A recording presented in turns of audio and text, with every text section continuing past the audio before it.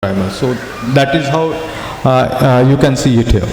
Now this is the European standard EN12004, which is typically used for the tile adhesives. So typically if you see this classifies the tile adhesive majorly into the two categories. This is for the cementitious. So this categorizes it into two categories. One is called as a C1 and another is called as a C2. Okay, so here if you see majorly what they are talking about is the pull-out adhesion. Yeah, or the tensile adhesion, sometimes called as. So for C1 the requirement is 0.5 and for C2 it's the 1 MPa. And then there are different conditions like room temperature, heat, water immersion and the freeze thaw conditions. I just wanted to show it the standard requirements and how the standard focuses on. Yeah. So typically we have seen the standard. Now let's come to the practicality. Yeah. So now this gentleman has fixed the tiles onto the wall and now he's trying to remove the tile. Yeah, because you know the standard talks about the pull-out adhesion. So if he decides to pull out this tile, just to remove this tile, suppose he has fixed a very small tile which is 1 feet by 1 feet with the tile adhesive conforming to C1, which talks about 0.5 MPa. Yeah. Now if he can you imagine what would be the load he will require to remove this 1 feet by 1 feet tile, small tile? If I convert this, this is the load that he would need to remove a tile, 4,736 kgs. Yeah, because 0.5 MPa means 0.5 Newton per mm square. When I convert that load into a 1 feet by 1 feet tile, this is the force. So practically speaking, no one can remove tile, right? And if it's a 2 feet by 2 feet tile with a C2 kind of a tile adhesive, 37,000 ton. This is the force required. So practically speaking, if you are using 0.1 MPa tensile adhesion tile adhesive also, your tile should never fall. Yeah. Then, but still we see, like if you are using C2 kind of a tile adhesive also, still we see lot of tile failures. Yeah. Excluding the application errors, if the application is done properly, then also we see these failures. Okay, so what is the reason then for the tile failures? Is it only the tensile adhesion? No, this is not the only reason for the failure.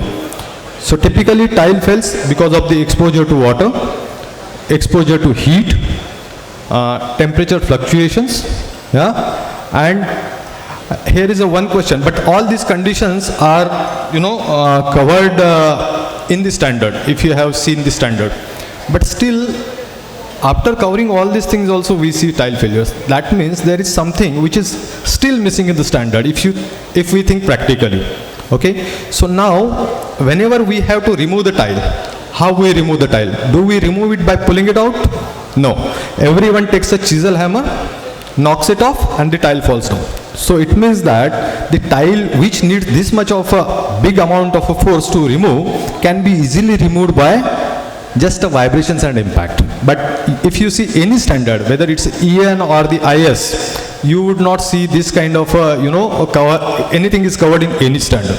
So typically this back-tile bonding primer also provides you the protections from the vibrations and impact. And that is the reason if you observe typical nature of the failures of a tile, you could see that the tile failures majorly happens around the lift lobby area where there is a vibration, or if it's high-rise buildings, yeah, typically onto the higher floors, because higher the building, more will be the vibrations on the top.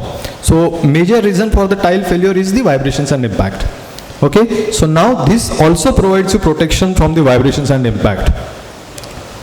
So in this video you would see how it provides the protection. So typically these are the two tiles which are fixed using the cement sand mortar. On the one side there is no back-tile bonding primer, on the other side there is a back-tile bonding primer. So this is how easily a tile knocks off. In fact, this has broken in two pieces. Many times it comes in a single piece.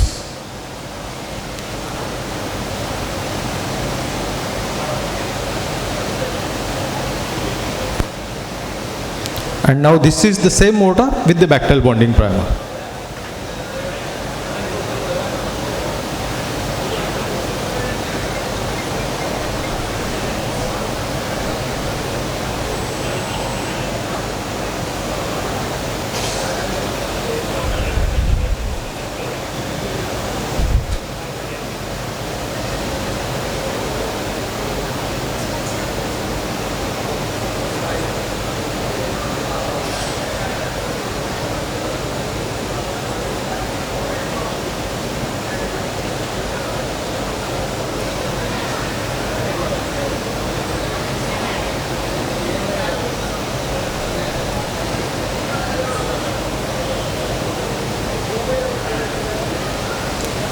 Yeah, so here you can see the failure mode also.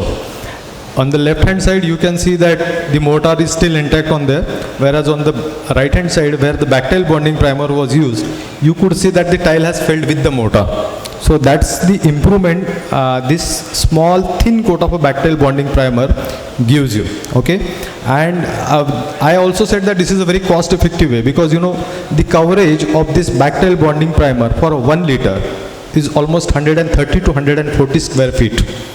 Yeah, so that's how it also becomes a very cost effective way.